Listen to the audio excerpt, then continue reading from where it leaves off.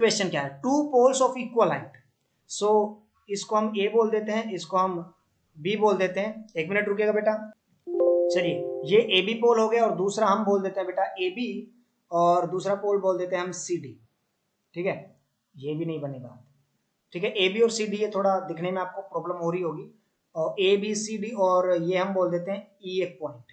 ठीक है, सो यहाँ पर two poles of equal height. Equal height के कौन कौन से पोल है बेटा, A B and C D, standing opposite each other on either side of the road. Road के दोनों तरफ खड़े हैं, एक इस साइड एक दूसरी साइड। ठीक है, विच इज 80 मीटर वाइड।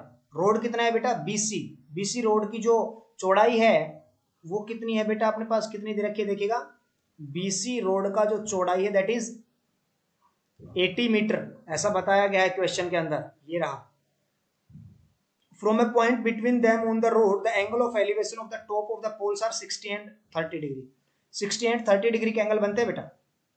तो देखिए यहां से बेटा, देखिए जितना पास जाते हैं एंगल बढ़ता है, और जितना दूर रहते हैं एंगल कम होता है। तो जितना पास एंगल बढ़ रहा है, यानी कि ये वाला एंगल तो बेटा अपने पास 60 बनेगा, एंड ये वाला एंगल बेटा अपने पास 30 बनेगा। ठीक है, आप इसको ऐसे समझिएगा।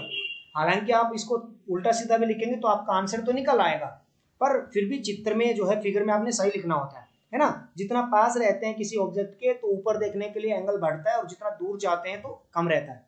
ठीक है, find the height of the poles. Poles की हाइट बतानी है, and the distance of the point from the poles. यानी कि हमने बीई भी बताना है, ईसी भी बताना है, और पोल्स की हाइट भी बतानी है। तो कोई बात नहीं, सारी चीजें बताएंगे। तो सबसे पहले हम क्या करेंगे बेटा, ये बीसी तो टोटल दे रखा है आपने को, है ना।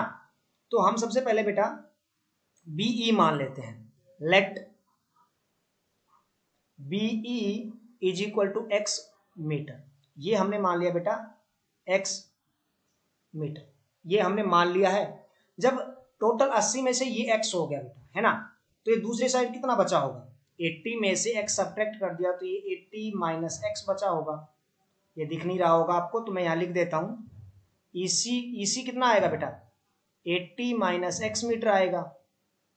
समझ रहे हो ना आप लोग, 80 माइनस एक्स आएगा। क्यों, क्योंकि 80 माइनस एक्स और एक्स को जब आप ऐड करेंगे बेटा, तो फाइनली आपके पास 80 मीटर जो है टोटल सड़क का चौड़ाई वो पता लग जाएगा। देखिए 80 मीटर वाइड ऐसा बताया गया सड़क, ये रहा देखिए, है ना। चलिए, ये दोनों आप समझ पाए होंगे बेटा। टोटल 80 में से अगर कोई चीज 10 है तो दूसरा 70 बच जाएगा, अगर एक्स है तो दूसरा 80 माइनस एक्स बच जाएगा। चलिए अब आगे काम करते हैं बेटा। तो पोल्स तो जाहिर सी बात है 90 डिग्री पे ही रहे होंगे। तो अभी क्या करेंगे बेटा, in triangle A B E work करते हैं। In triangle A B E, triangle A B के अंदर काम करेंगे बेटा। Perpendicular A B upon base BE, perpendicular upon base A B upon BE, perpendicular upon base 10 बनेगा बेटा। एंगल यहाँ पर 30 आप यहाँ देख रहे हैं, तो 10 30 एंगल बन रहा है यहाँ पर। चलिए इसको सोल्व करते हैं। ए बी अपने को नहीं पता है कितना है, अपॉन बीई बेटा एक्स है, इज इक्वल टू 10 30 कितना बनेगा, 1/√3 बनेगा। सो चलिए आगे इसको सोल्व करते हैं। सो बेटा एक्स का वैल्यू कितना आ रहा है, एक्स का वैल्यू आ रहा है अपने पास ए बी √3, या फिर हम कहें ए बी का वैल्यू कितना आ रहा है, तो ए बी का वैल्यू आ रहा है बेटा अपने पास एक्स अपॉन √3। ठीक है, एक्स अपॉन √3 मीटर। अब बेटा जब A B x upon √3 metre है, तो इट मीन्स दूसरे वाला जो पोल है वो भी कितना रहेगा, एक्स अपॉन √3 मीटर ही तो रहेगा, है ना। तो चलिए अभी आगे काम करते हैं बेटा, और हमने बताना क्या है, एक्स का वैल्यू बताना है और पोल्स का हाइट भी बताना है। तो चलिए in triangle D C E work करते हैं। डी सी ई ट्रायंगल के अंदर काम करेंगे, तो यहां भी बेटा क्या होगा, D C upon E C perpendicular upon base that will be equal to 10, और 10 एंगल यहाँ पर 60 डिग्री है। तो डी सी का वैल्यू अपने पास एक्स अपॉन √3 है, और ई सी कितना है, ई सी 80 माइनस एक्स है बेटा, इक्वल टू 10 60 है। 10 60 कितना रहता है, 10 60 बेटा √3 रहता है, √3 अपॉन 1। चलो क्रॉस मल्टीप्लाई अभी हमने कर दिया है, इसको यहाँ पे सॉल्व करते हैं। So X upon √3 will be equal to बेटा 80 माइनस एक्स इंटू √3 है।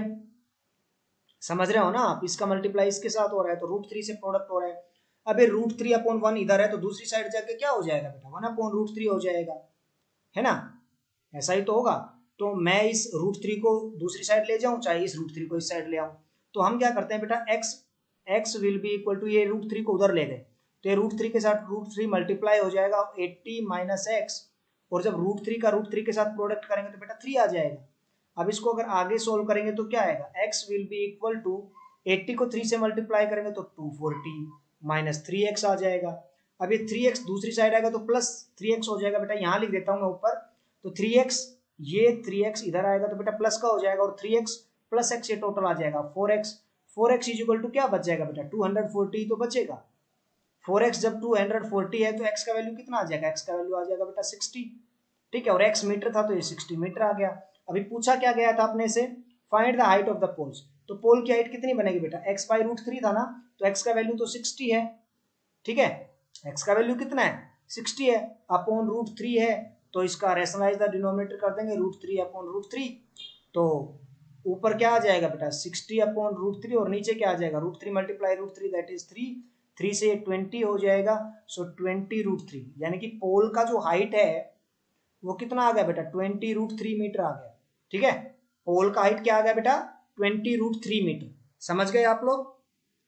पोल का हाइट अपने पास आ गया बेटा 20 √3 मीटर, और दूसरा अपने से पूछेगा and the distance of the point from the poles, distance of the point तो कितनी है, x 60 आया है तो एक साइड से तो बेटा 60 मीटर दूर रहेगा, और टोटल 80 मीटर तो दूसरी साइड से 20 मीटर दूर रहेगा, यानी कि जो पॉइंट है पॉइंट E, ये एक पोल से तो 60 मीटर दूर है और एक पोल से 20 मीटर दूर है, तो लिखेंगे यहाँ पर हम एक लाइन कि distance of the point from the poles are 60 metre and 20 metre and the height of the pole is कितना आया है बेटा, x अपॉन √3 आया था, वो हमने सोल्व किया तो अपने पास क्या आ गया